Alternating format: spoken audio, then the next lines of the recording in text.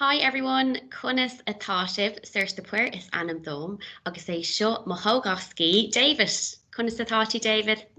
Agad duine Tom go bra inniu gur maithagah. Iontach wá. So for Seach na Gaeilge gábhail sa fiche we are going to be taking you through LibrarySearch and showing you some of our tips and tools on how to search for information for your assignments. So inish agus ar dús, I'm going to share my screen and we're going to fire away into LibrarySearch. Actually, we're not going straight into LibrarySearch, we're going to start from the library website. So see Grace on the Leideanna. So now on féidir leat é sin echoil inish David. Yeah, tá sé ar an Scotland sin.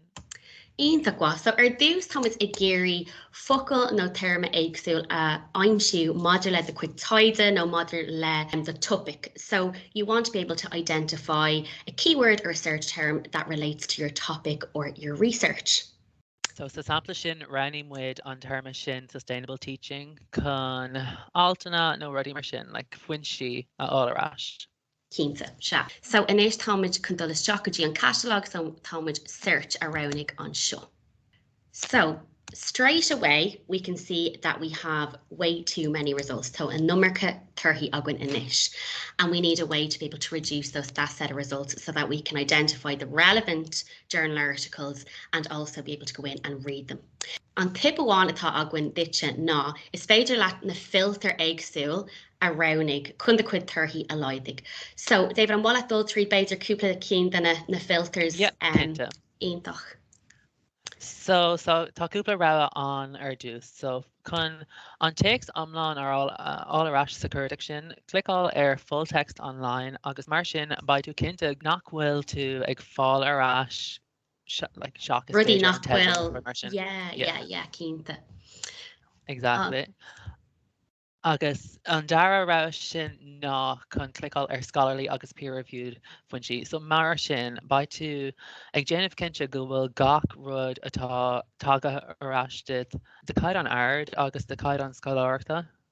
Cínta, so just to say os Béarla Kamala sin, when you click on the scholarly and peer-reviewed filter option, you're ensuring that you're receiving, but that you're getting back that kind of high scholarly and academic standard of information. So overall the library holds that level of information, but it's just to ensure that you're getting back that kind of journal article standard, because the library will also identify magazine articles or blog posts, things like that. So it's just again to ensure that the information you're getting back has that kind of caidan or that caidan scoláire. So ag dul ará inis an filter eile is féidir leat raibhnú ná an size ábhar a bhfuil tú ag géirí. So we have journal article on sin. I'm a focail Gaeilge I journal article, David. Paor, Scoláire. Alt-Saoirse.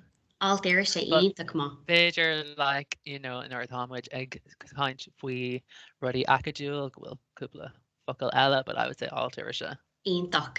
Agus tá alt nuachtáin cumála sin e-books, e-leabhar béidir. So it's féidir leat an the content type no on size of our rounding on sin. So I go an hampla seo táid con on journal article a rounding. Agus ag bug a roi a ríis tá dáta an cumála sin. So má tá tú dhéanamh stadáir nó taide ar rud éigean atá topicúil, you might want to pick something that is recent, that has been published recently. So if you're looking at something that's kind of a trending topic, you might want articles that are published in the last year. Má tá tú dhéanamh stadáir nó taide ar rud éigean atá níos stairiúil béidir go raibh tú, you know, Paor a raibh. Again, what is published, David? Fáilte. Ionach má, yeah, fáilte you know, definitely no hin, rud éigean mar sin. So you might want to look for a paper that's maybe 10 years old or around a specific period of time. Agus tá cúpla cín eile, David. But like más cása go bhfuil tú chun na tuirthaí a laidiú a ríis, like if you want to further decrease your kind of results, you could dúirí isteach ar an tábhair sin. So you could actually hone in on the subject. So education, in this case, we're talking about sustainability. So we might even look at like environmental sciences, things like that. Yeah, and then we have the subject terms as well, and they kind of allow you to be that little bit more specific again when you're looking for information on a very specific topic as well. And they give you great ideas on what area you want to search within. So Thomas, chun dul Guji tús a ríis, agus in éis támuid chun dul tríd na uirlisí éagsúil I LibrarySearch féidir leat úsáid chun kind of ruddy a dhéanamh leis an paper iad féin. So if you want to kind of engage with the paper in a few different ways, like saving it, referencing it, sharing with others, these are some of the tools that you can use. So ar dús tá an icon seo a gcuin, cuiosach cosúil mar banner. Má rounding tú an icon seo, chomá le beidir cúpla cín eile, change the strategy an icon níos mó an seo.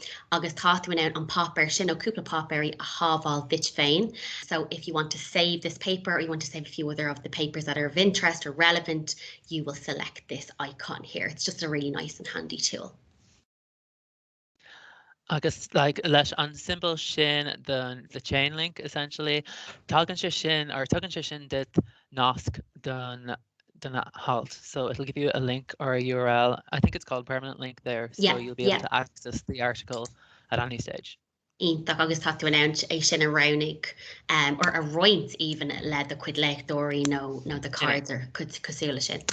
An sin tá an uirlisí tagartha an seo, so má chéint tú seach Guji on early seo is féidir leat stíl arúnacha a ronig, so you can select the appropriate style, your departmental style, referencing style of course. So támuid chun Harvard the fiocha I ggur an hampla seo, and it will formulate the citation for you and you can copy and paste this into your Word document. Again, just ensure that it reflects a reference in departmental handbook as well, because sometimes they can vary. Agus tá uirlis eile, David and Wallet, those read and Kinzernach and read. So tá an symbol sin the letter, so a letter essentially.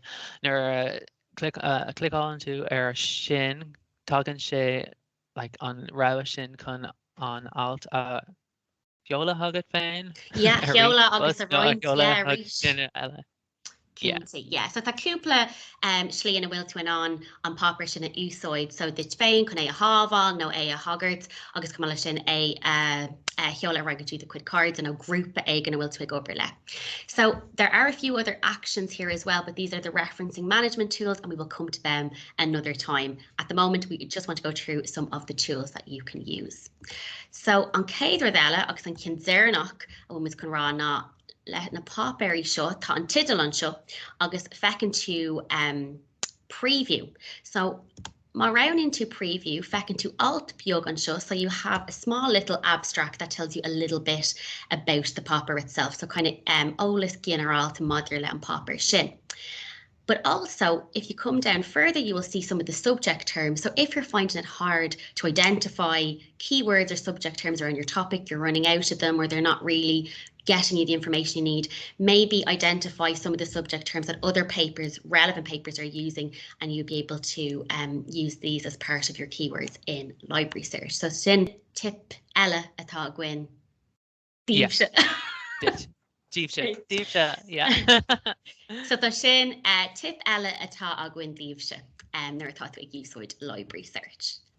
So rud ag an eile atá an tábhachtach nuair atá tú ag úsáid LibrarySearch ná off-campus access. So something that's very important is before you start typing in your search, before you start going into the different kinds of papers, make sure you are logged in off campus, because this allows you then to go into the overall full text of papers and ebooks and things like that. And just really important when you are studying off-site and off campus.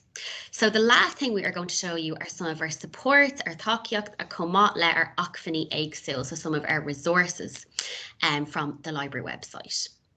So we're here again then at the homepage, and we're going to click into guides and tutorials.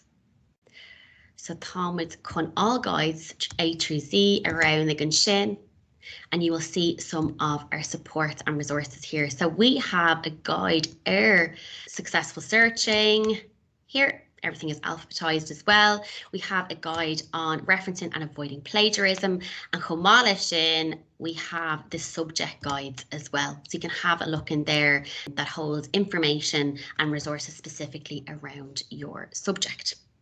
So that is it. I hope you enjoyed this, and because it's Seachtain na Gaeilge, we really hope that you are ag sprag an Gaeilge tríd na Seachtain seo. An trial as de cuid Gaeilge, no, the cúpla focail, sinné. Ínta ban tríd as cúpla focail, You can see that me and David are not fluent Gaeilge, but it is really important that we attempt to put our on Gaeilge into some of the things that we do. And also, we really do hope that you learned some Irish words. Cuardaigh, which is search. We didn't mention Buinneach or Sunry, which is databases. Taggart, reference, there's a few different things like that. And we hope that you're following our Focal and Frása an Lei Comala sin this week. So thanks for listening, everybody, and slán go fóill.